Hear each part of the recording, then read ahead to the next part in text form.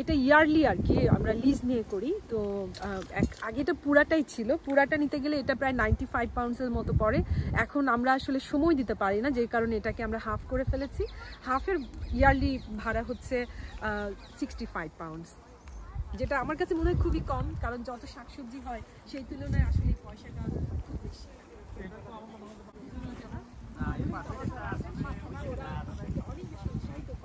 যেন আপনি বাগানটাকে খুব সুন্দর করে পরিপাটি করেন। আবার আপনি শুধু পয়সা দিয়ে অ্যালটমেন্টটা নিলেন কিন্তু কিছু চাষ করলেন না, সেটা হবে না। তাহলে আবার এটাকে আপনাকে ওরা নেক্সট ইয়ারে আর রিনিউ করতে দিবে না। তো আপনাকে বাগান পরিপাটি করে আপনাকে চাষবাস করতেই হবে। এটাই হচ্ছে এই যারা গার্ডেন করেন, অ্যালটমেন্ট নেন, তাদের জন্য একটা রুলস। এই ধরনের গার্ডেন যে করেন মানে এটা কখন থেকে প্রিপারেশন নিতে হয়? যেহেতু এটা বছরের পর বছর আমাদের নেওয়া, তো আমরা জানি যে কোন সিজনে কি করতে হবে। ফেব্রুয়ারি আমরা আসলে উইন্টারে এসে সবকিছু ক্লিন করে ফেলি, কারণ আপনি জানেন যে আর 1 মাসের মধ্যেই আসলে আমাদের এখানে আর কিছুই থাকবে না, সব মরে যাবে। তো আমরা সব ক্লিন করে ফেলবো। ডিসেম্বরে কিছু উইন্টার শাকসবজি থাকে, ওগুলো আমরা চাষ করব। বিশেষ করে যেমন ধরেন যে গার্লিক যেটা বলি আমরা, ওইটাকে আমরা এখানে চাষ করে দিব। তারপরে আপনার কি বলে ওইটাকে, সরিষা যেটাকে আমরা বলি, ওইটাও আমরা এখানে ছিটায় রাখবো। এই ধরনের কিছু জিনিস থাকে যেগুলো আসলে সারা বছর আপনি চাষ করতে পারেন।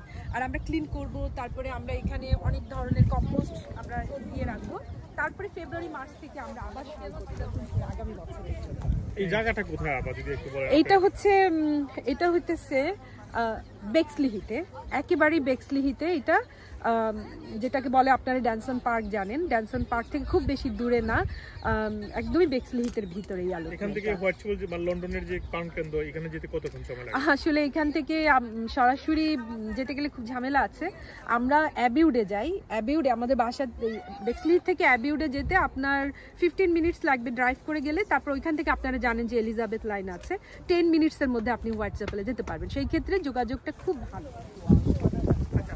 রুপি আমিনের প্লটে আসছি, সাংবাদিক রুপি আমিন।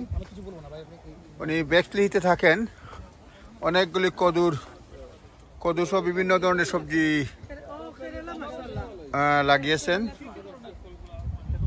এখানে দেখতে পাচ্ছি কদু, অনেকগুলো কদু ধরেছে। আমরা সাংবাদিকরা ভিজিট করলাম, সেখানে আসার পরে এখানে প্লটে দেখলাম, এটা হলো তার পাশের প্লট, আর এটা রুপি আমিনের প্লট। অনেকগুলো কদু অফিসের মতো করে আসে। সব ইংলিশ যত শাকসবজি আছে এখানে আপনি সব কিছু পাবেন। একমাত্র আমরাই বাংলাদেশি, কিছু নেপালিজ এবং ইন্ডিয়ান কয়েকজন অ্যালটমেন্ট যারা নিয়েছেন তারা আছেন, কিন্তু সবাই আসলে ইংলিশ শাকসবজি চাষ করে। আপেল থেকে তারপরে আপনার শাম, এই ধরনের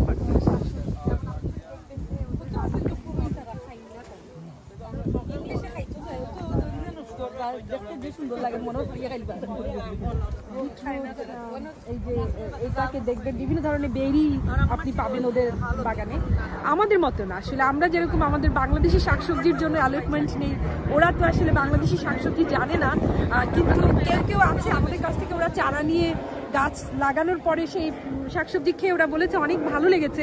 আপনি যদি দেখেন আমাদের নেক্সট ডোরের একটা অ্যালটমেন্টের মধ্যে অনেক সুন্দর সুন্দর ডাটা হইছে, যেটা আমরাও মনে হয় এত সুন্দর করে করতে পারি নাই।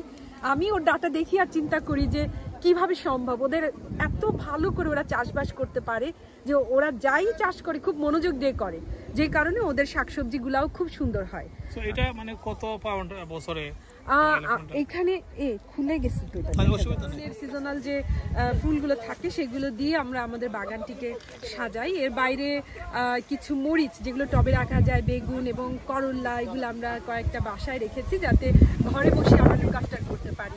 এর বাইরে আমাদের যে অ্যালটমেন্ট আছে সেখানে আসলে বাংলাদেশি শাকসবজির সমাহার। আমরা সবসময় লাউ, কুমড়া, সিম, মূলা, বেগুন, বিভিন্ন ধরনের মরিচ, বাটারনাট, স্কোয়াশ, বিটরুট, লাল শাক, ডাঁটা শাক, এই সব কিছু আমরা আসলে আমাদের অ্যালটমেন্টে চাষ করি। এবং প্রচুর বন্ধুবান্ধব এই বাগানকে কেন্দ্র করে আমাদের বাগানটিকে ভিজিট করতে আসে, যেটা আমরা খুব উপভোগ করি। Thank you.